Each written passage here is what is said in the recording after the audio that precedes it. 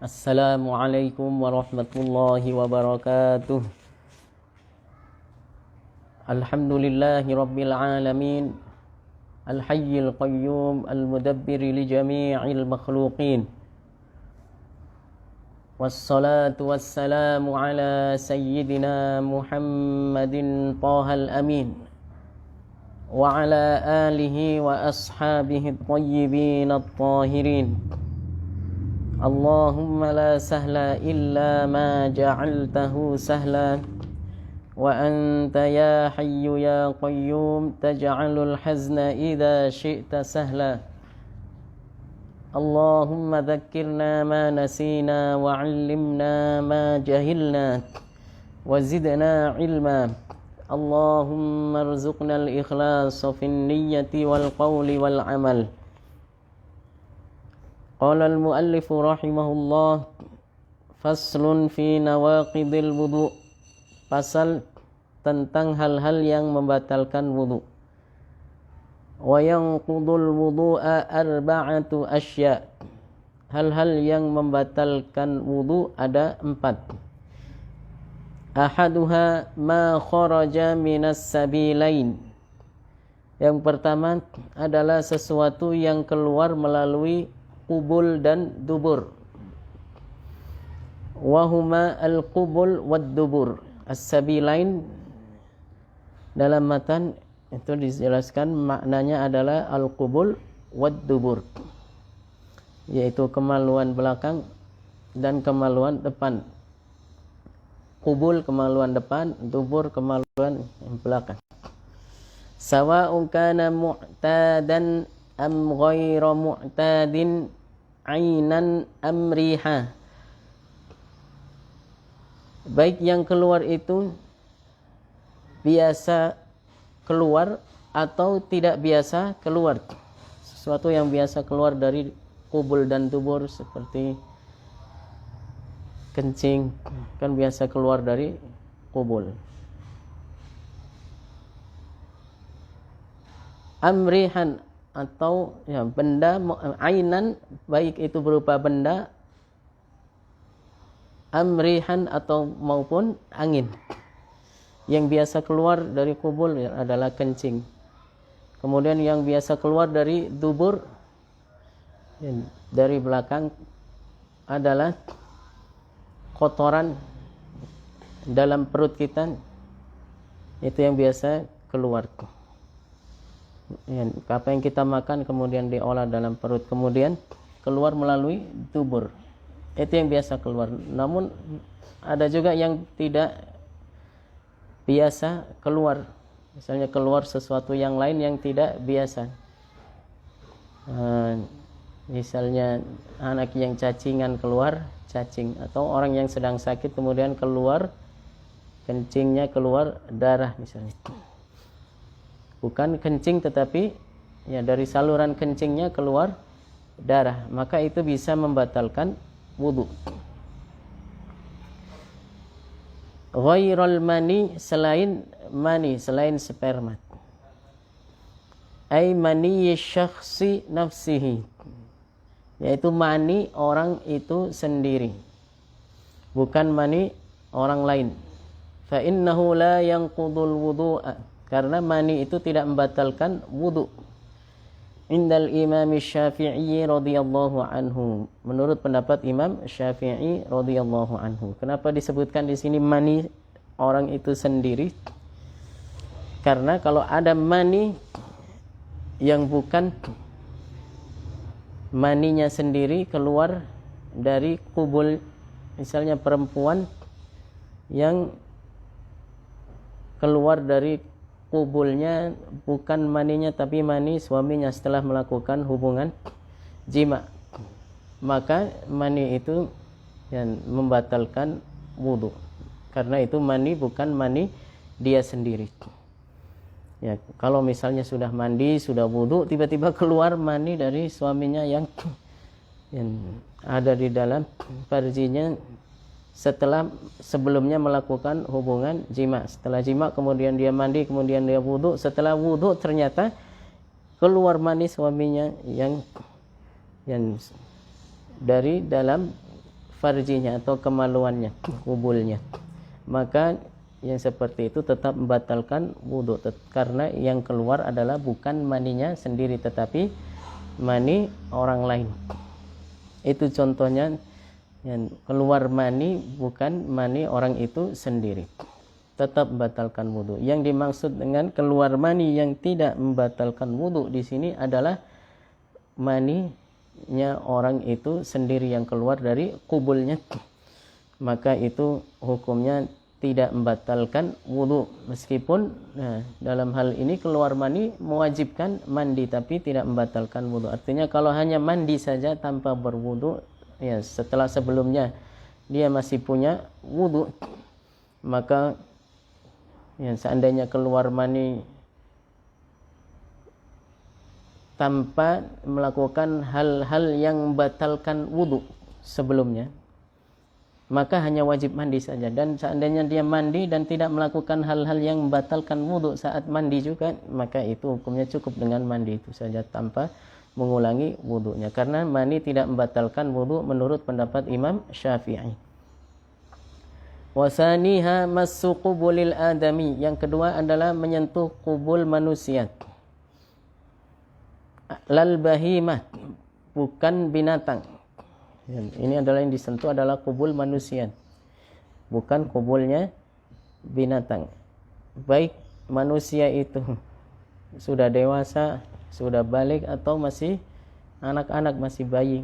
Jadi kalau ibu-ibu mandiin anaknya kemudian menyentuh kubul dan atau dubur, atau nyebokin anaknya habis beol, buang air besar anaknya, kemudian ya belum bisa istinja sendiri, dicebokin sama ibunya, ibunya menyentuh itu, maka hukumnya bisa membatalkan wudhu ibunya, ya bukan wudhu anaknya. Dan ini yang dimaksud dengan menyentuh kubul manusia, bukan binatang. Tapi kalau yang tersentuh adalah kubul binatang, maka tidak membatalkan wudhu. Atau lubang duburnya, ya, kalau menyentuh kubul, ya, yang dimaksud dengan kubul di sini ya belum sampai ini keterangannya. Lal bahima, bukan bahima. Wan naqidu minar rajuli massud dzakar, yang membatalkan, bagian yang jika disentuh membatalkan wudhu dari laki-laki adalah menyentuh zakar. Yang dimaksud dengan zakar di sini adalah batang zakar, batang kemaluan, ya, bukan selain batang zakarnya. Yang bisa membatalkan adalah batang zakarnya itu jika disentuh, ya, dan menyentuhnya nanti akan dijelaskan.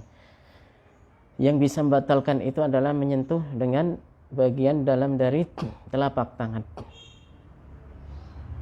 Dan wa min qubulil mar'ati, dan dari kubul perempuan, multaqa syufraiha 'alal manfadh, adalah bagian yang bertemu dari dua bibir kubul, dari dua bibir farji perempuan di atas lubang, di atas lubang, yaitu madkhal az-zakar, apa yang berada di pas di atas madkhaluz zakar, di situ jika disentuh maka bisa membatalkan wudhu.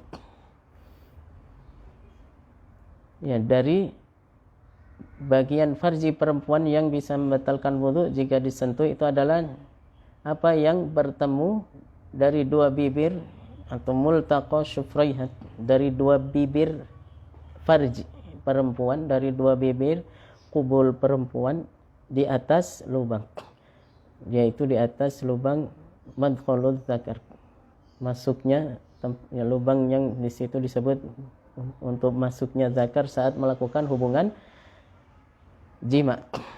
Itu adalah yang bisa membatalkan wudhu jika disentuh.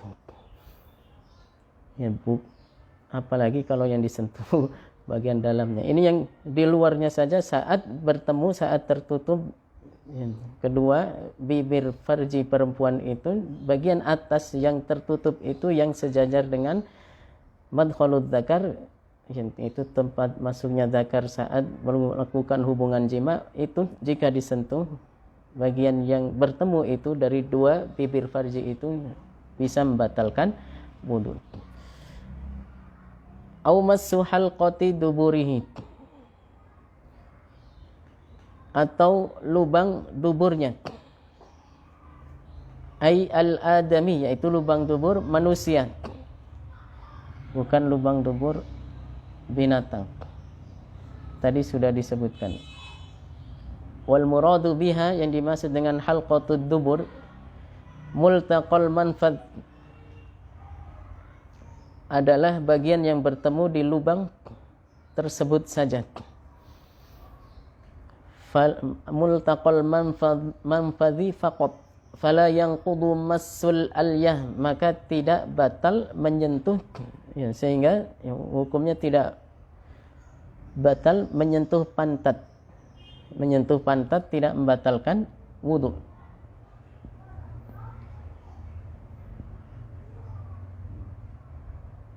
Wa innama yakunu dzalika naqidan idza kana al-massu bi batnil kaffi. Dan tadi menyentuh kubul dan dubur itu bisa membatalkan jika disentuhnya adalah dengan bagian dalam dari telapak tangan. Wa huwa ma yastatiru inda itbaqi ihdal kaffaini 'alal ukhra ma'a tafriqin lil asabi' wa tahamulin yasirin fama la yadhharu wa batnul kaff, yaitu bagian yang tidak terlihat saat dua telapak tangan dikatupkan. Saat dua telapak tangan begini dikatupkan disertai merenggangkan jari-jari, antara jari-jari dan menekan sedikit, ditekan sedikit, maka yang tertutup tidak terlihat dari luar, ya, jadi bagian yang tidak tampak ini adalah yang dimaksud dengan bagian dalam telapak tangan yang tidak tampak. Sekarang tidak kita lihat contohnya begini, ya, yang nampak itu tidak disebut batnul kaf. Adapun yang tidak tampak itulah yang disebut dengan batnul kaf. Dan wala yanqudul massu bi ghairil batni ka dhahril kaf, maka tidak batal menyentuh dengan selain bagian dalam telapak tangan. Tidak membatalkan wudu seperti bagian luar telapak tangan misalnya, menyentuhnya begini. Ya. Menyentuhnya dengan bagian luar telapak tangan atau bagian pinggir dari jari-jari ini misalnya. Tidak membatalkan wudu, karena yang batalkan wudu adalah menyentuh dengan bagian dalam dari telapak tangan, ya, ini yaitu bagian dalam ini, dua telapak tangan. Jika yang kita katupkan kedua telapak tangan kita ini, yang tidak terlihat itulah yang disebut dengan bagian dalam dari telapak tangan.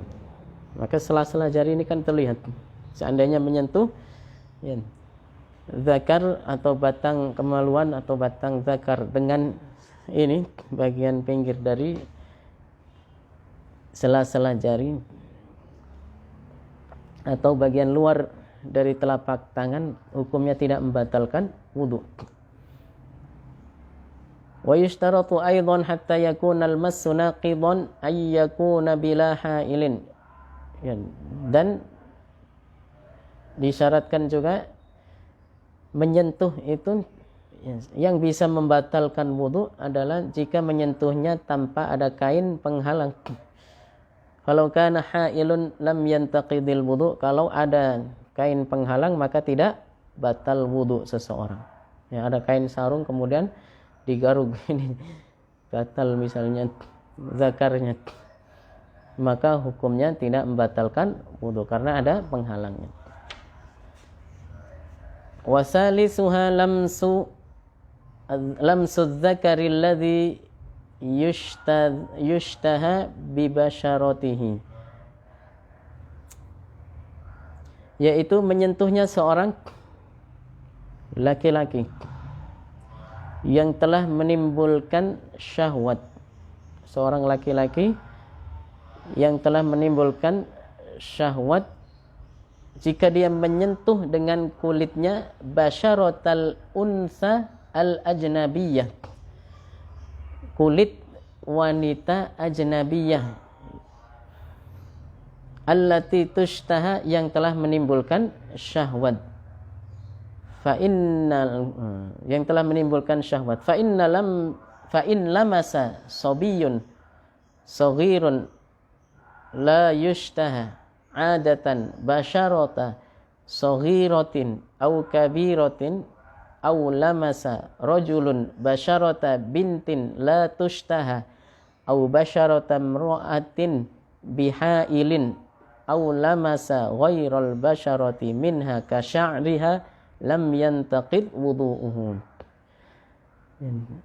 Tadi disebutkan bahwasanya menyentuh kulit laki-laki dan perempuan bisa membatalkan wudu. Bagaimana bisa membatalkan wudu ini? Maksudnya siapa yang jika menyentuh kulit wanita laki-laki dan menyentuh kulit wanita atau sebaliknya itu bisa membatalkan wudu.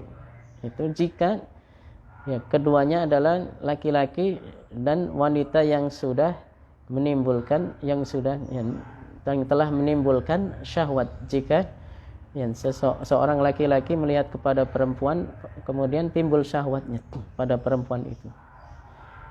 Bagi orang yang normal ini maksudnya, bukan orang-orang yang ukuran orang yang tidak normal.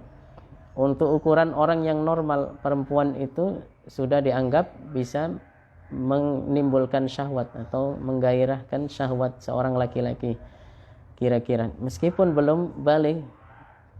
Tapi jika perempuan itu, anak perempuan itu sudah bisa menimbulkan syahwat, memunculkan syahwat bagi orang laki-laki yang memandangnya, maka itu bisa, jika bersentuhan kulit tanpa penghalang laki-laki dengan perempuan, itu bisa membatalkan wudu. Adapun jika anak kecil laki-laki yang belum menimbulkan syahwat, yang belum menimbulkan syahwat, lawan jenis dalam kebiasaannya, menyentuh kulit anak kecil yang belum menimbulkan syahwat lawan jenis dalam kebiasaannya, menyentuh kulit anak kecil perempuan atau perempuan dewasa, anak kecil laki-laki yang belum menimbulkan syahwat bagi perempuan atau lawan jenisnya. Secara kebiasaan ukuran normal, anak ini belum menimbulkan syahwat. Jika perempuan memandang anak tersebut, perempuan tidak merasakan syahwat, maka jika disentuh kulitnya oleh perempuan, itu tidak membatalkan wudu. Meskipun perempuan itu sudah dewasa, atau seorang laki-laki dewasa menyentuh kulit anak perempuan kecil, anak kecil perempuan yang belum menimbulkan syahwat lawan jenis, atau kulit seorang perempuan dengan kain penghalang, atau menyentuh bukan kulitnya seperti rambutnya, maka tidak batal wudunya. Yang menyentuh bersentuhan laki-laki dan perempuan maksudnya adalah yang pertama, dua-duanya sudah menimbulkan syahwat, sudah pada usia di mana lawan jenisnya jika melihat ke dia akan memunculkan syahwat, baik laki-laki ke perempuannya akan timbul syahwat daripada laki-laki itu, atau perempuan yang memandang yang akan juga timbul syahwat bagi perempuan itu. Jika bersentuhan kulit dan dua-duanya adalah ajnabi, yang laki-laki ajnabi bagi perempuan itu, yang perempuan ajnabiyah bagi laki-laki itu. Maksud ajnabi adalah bukan mahram. Lawan dari ajnabi itu adalah mahram. Ajnabiyah itu lawannya mahram. Maksudnya perempuan yang bukan mahram. Siapa yang dimaksud dengan mahram? Yaitu perempuan yang haram untuk dinikahi selamanya. Misalnya ibu kita, itu haram bagi kita untuk menikahi ibu kita. Saudari perempuan kita, itu mahram bagi kita karena haram bagi kita untuk menikahi adik atau kakak kita. Bibi, baik bibi dari ibu, saudari ibu, atau bibi dari bapak, saudarinya bapak. Hukumnya haram bagi kita untuk menikahinya. Maka jika kita bersentuhan dengan mahram, kita hukumnya tidak membatalkan wudu. Yang membatalkan itu adalah bersentuhan antara laki-laki dan perempuan yang ajnabi atau ajnabiyah, sama-sama ajnabi. Ya, maka dalam hal ini seorang suami jika bersentuhan kulit dengan istrinya, maka itu hukumnya bisa membatalkan wudu. Jika tanpa penghalang, ya, selanjutnya adalah tadi setelah yang pertama adalah sama-sama sudah menimbulkan syahwat atau bisa membuat orang lain yang lawan jenisnya yang memandangnya bisa muncul rasa syahwat. Yang kedua, sama-sama ajnabi dan ajnabiyah, bukan mahram, sama-sama bukan mahram. Yang ketiga adalah bersentuhannya tanpa penghalang. Ya, ini adalah membahas tentang apakah batal wudu atau tidak. Adapun hukum keharamannya yang akan dibahas nanti pada bab-bab tentang maksiat, bab-bab ma'asi yang insyaallah di akhir kitab ini. Ya, namun sedikit disinggung bahwasanya bersentuhan kulit antara laki-laki dengan perempuan yang bukan mahram, ya, itu hukumnya haram. Meskipun tujuannya salaman, ya, bersalaman, bukan berarti ya kan bersalaman nggak timbul syahwat. Banyak orang yang menyaksikan ya, untuk urusan-urusan yang resmi, misalnya penandatanganan kesepakatan atau yang lain-lain, kemudian akhirnya setelah ditandatangani sama-sama salaman, perempuan dan laki-laki, tetap saja hukumnya haram ya, kalau itu tanpa ada penghalang. Dan seandainya ada penghalang pun tapi menimbulkan syahwat, bersentuhan, misalnya duduk di satu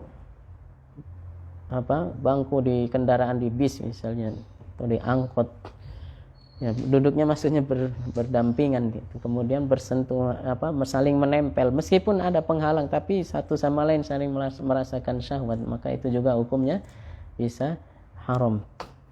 Ya, ini adalah yang kita bahas adalah tentang membatalkan wudu tadi. Bersentuhan kulit yang pertama antara laki-laki dan perempuan, ya, yang seperti apa? Yaitu yang dua-duanya ini sudah sama-sama menimbulkan syahwat bagi lawan jenisnya.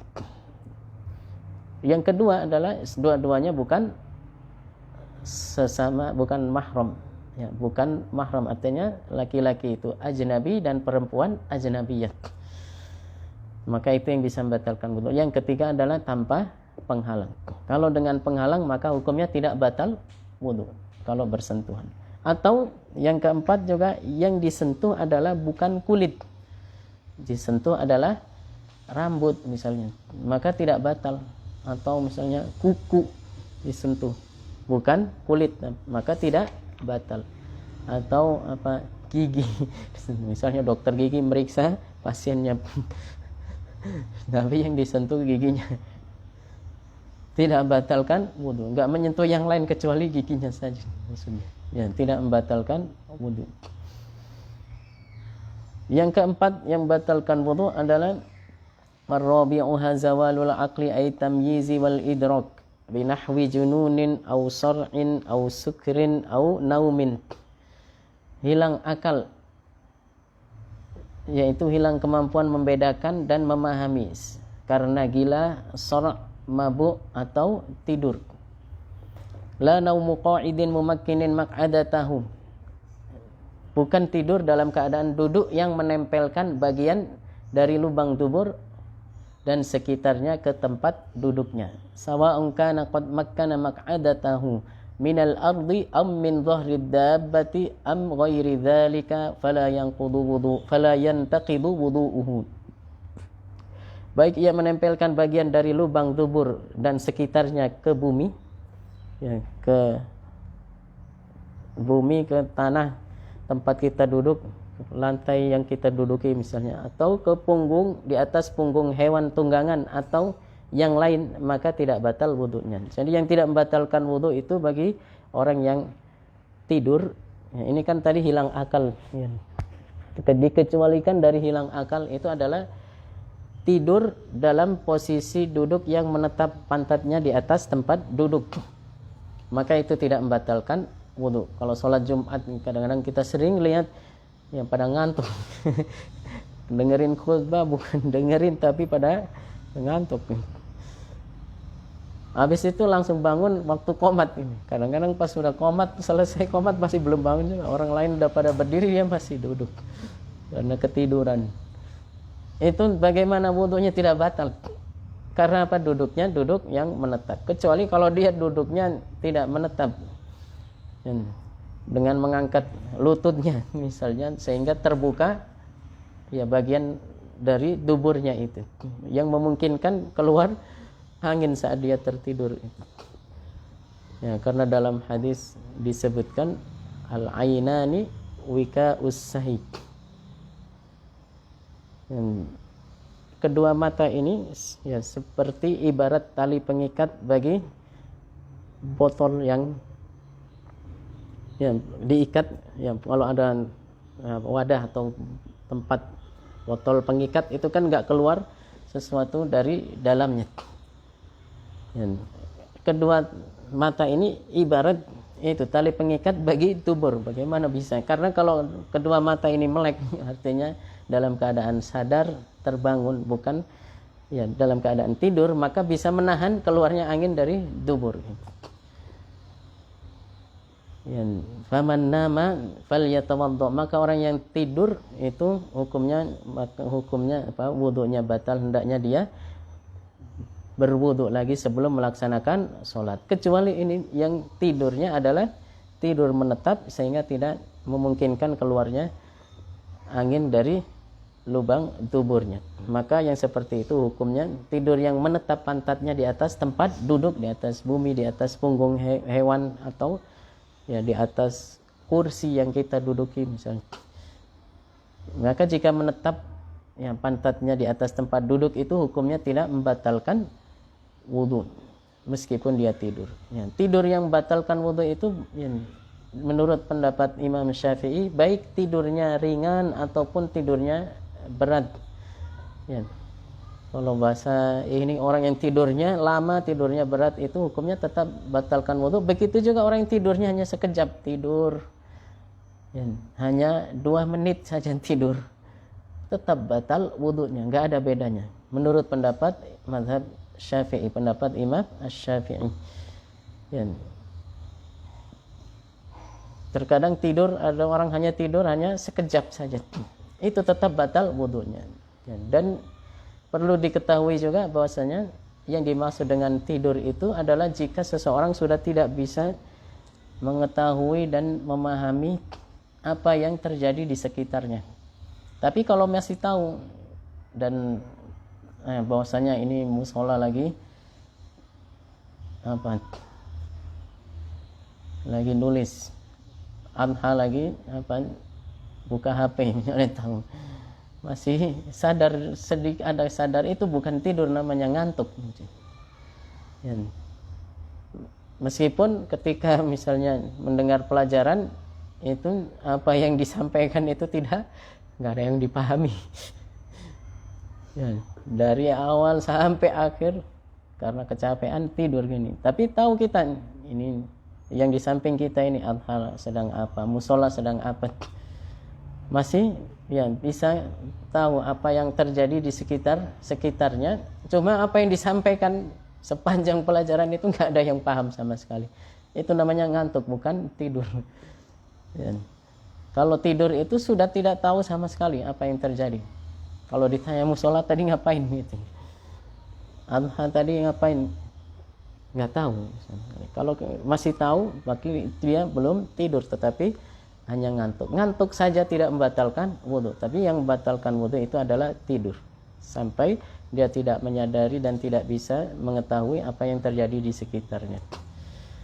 Dan hanya sekedar ngantuk saja tidak membatalkan wudu. Yang membatalkan wudu adalah tidur, meskipun hanya sebentar, hanya sekejap saja. Atau apalagi tidurnya tidur lama, ya, dibangunin nggak bangun-bangun, ya, itu lebih membatalkan wudu. Wallahu a'lam bishawab. La ilaha illallah Allahumma salli ala sayyidina Muhammad wa ala alihi wa sahbihi wa sallim. Rabbi ighfirli walil mu'minina wal mu'minat walhamdulillahi rabbil alamin. Wassalamualaikum warahmatullahi wabarakatuh.